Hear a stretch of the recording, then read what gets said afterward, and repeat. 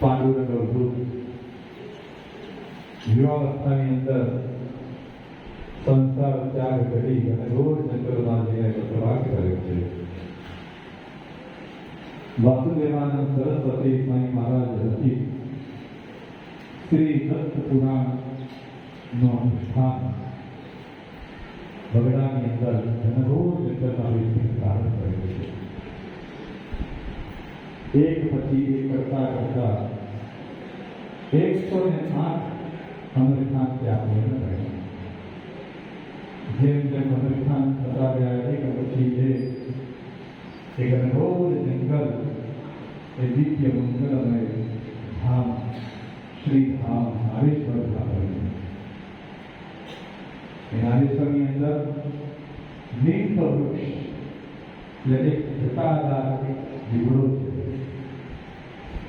દીવડાની નીચે એક ઓટો બનાવેલો છે, તેના ઉપર લીપટ રહેલું છે અને એના ઉપર અનંત કોટી બ્રહ્માંડ નાયક ભગવાન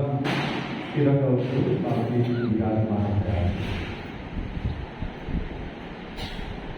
ઉનાળો સમય પૂર્ણ થાય અને ચોમાસું જ્યારે પ્રારંભ થાય ને એ સમયમાં જે વાદળનો જે વર્ણ હોય તેઓ બાકીના શરીરનો વાન ન અહીંયા વર્ણન કરવા માટે ભગવાનનો એવો શરીરનો વર્ણન. ભગવાન ગુરુ મહારાજે મોટી મોટી જટાઓ ધારણ કરી. સાધના કાળની અંદર જે બાકીના વાળ હતા એ ધીમે ધીમે મોટા થતા ગયા અને વાળમાંથી જટાઓ બની છે.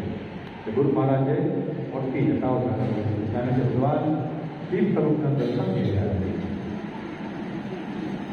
ભગવાન કપાળ એવું છે તો કે આખા બ્રહ્માંડનું તેજ જે ગુરુ મહારાજના કપાળ ઉપર જે દિવ્યમાન થાય છે એવું ભગવાન જે દિવ્યમાન કપાળનું વર્ણન કરવામાં આવે છે.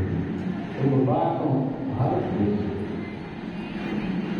પદ્મમાં નેત્રો ભગવાનની આવકો કેવી છે તો કે વિશાળ અને મોટી મોટી પદ્મા અને જે કમર જેવી પાકડી આખું વર્ણન કર્યું છે. જાણે કે ભગવાન